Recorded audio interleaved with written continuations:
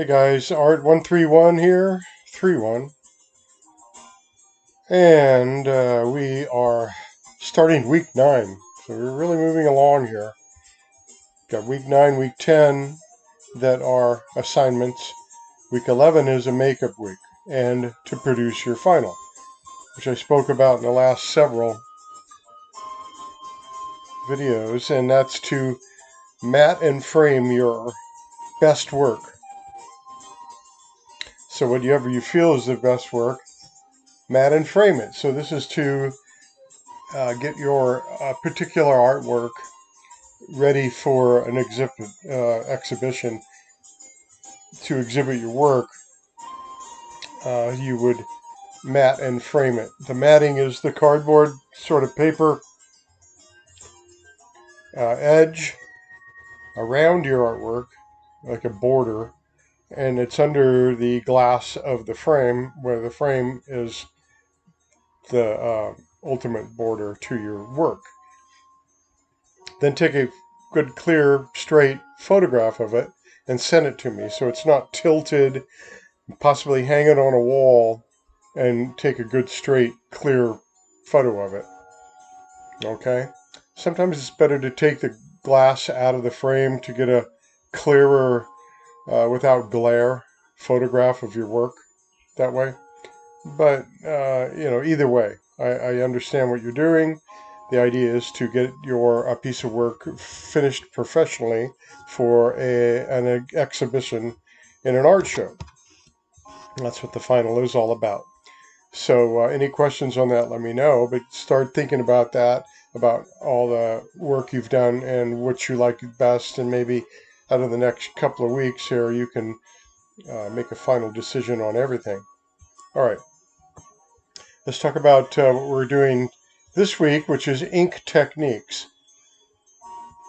And we're going to talk about number 16, to get you started with ink techniques. And I mean, it's going to be ink drawings and techniques this week. So you got an ink drawing, number 17. Number 16 is ink techniques. And the homework is a drawing showing your understanding of ellipses. That can be in ink or graphite, either or. Let's talk about the ink techniques, which is basically just practicing the various marks you make with ink to get shading, because you can't shade like you normally would with graphite. It's not going to, you don't have the side of the paper. And low battery, how'd that happen? Okay, I have to make this quick. You don't have the side of the pencil to shade with, so you're going to have to make marks to shade with. And they have different marks that you can shade with. The least amount of marks you put on the paper lets the white of the paper show through, and then, so that's a light shade. The more marks you put on the paper, the less you're letting the paper shine through or show through, and that's considered a darker shade. And you can have everything in between, just like graphite. Here's a breakdown over here. That's the stippling, which is the little tiny dots. This is scribbles. And they're not showing that in this right here, but you can tell if least scribbles, it's a lighter shade, more scribbles, it's a darker shade. And the same with all of these. Cross hatching, that means lines that go over each other. The more you put them over each other, you get a darker area. The least you put them over, like right here, it's just one line, right? So that's a lighter area, and then you can leave something totally bare for the lightest area. You have a real highlight up there, a real part that's catching the light and shiny. Curved cross hatching, that's called contour hatching as well. So you're showing the curve of the egg here. These are eggs. And you can show the curve of it, not just straight lines like cross hatching is. Okay. Long parallel lines kind of work together too, but they're all just straight. And you got to get intense where you want the dark areas, and very light, not as many where you want the very light areas. Okay, so, and here's some variations on other marks you can make. Typically these four or five here are the ones I want you to try. So try 5 or 6 of them. Make an egg shape each time, or a ball, or it could be something else if you want to get a little more creative. I've seen students do starfish and shells and penguins, but as long as each shape is the same, so I can see the consistency of the shape, and then you're trying a different mark on each shape. But you want to show a light area and a shadow area and a reflection area. That's why it's a little lighter down here. It's catching light that's reflected off of the table. And then, of course, you have your cast shadow underneath. That's very important, too. So you want the cast shadow.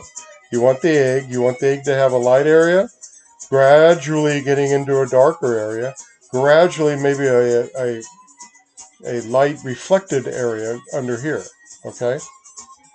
Here's another, that's very small version of that.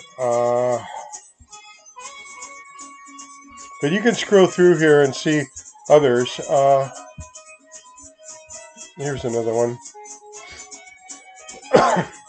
They're not labeled here, the names of them, but you can see what's going on. This is the scribble. That's the stippling, the little dots, cross-hatching. This is more contour cross-hatching. That's cross-hatching. That's the parallel lines. Okay, so you can see what's going on with that. Here's sort of an idea on the ball shapes. Whoops. What happened? Oh, God. Okay, never mind. The ball shapes. They're not showing you a bunch of real great examples here, but maybe to stick with the eggs or use that as a reference. But I want you to try 5 or 6 of these to show me that you have practiced making marks and making a shape out of those marks. So the ball is perceived to be round because it has a light area, gradually getting into the darker area, and a reflective area, and a cast shadow. That's all telling that this is a rounded shape, like the egg is basically a rounded shape, and that's what I want you to do. I mean, there's plenty of pen and ink techniques to try. A lot of them have to do with texture, and they're not as like these. They're showing different textures, but not a light source. So there's not a lot of shape in this, but you may want to study this for future drawings with pen, like later in the week we're going to do. And you're going to try some of that.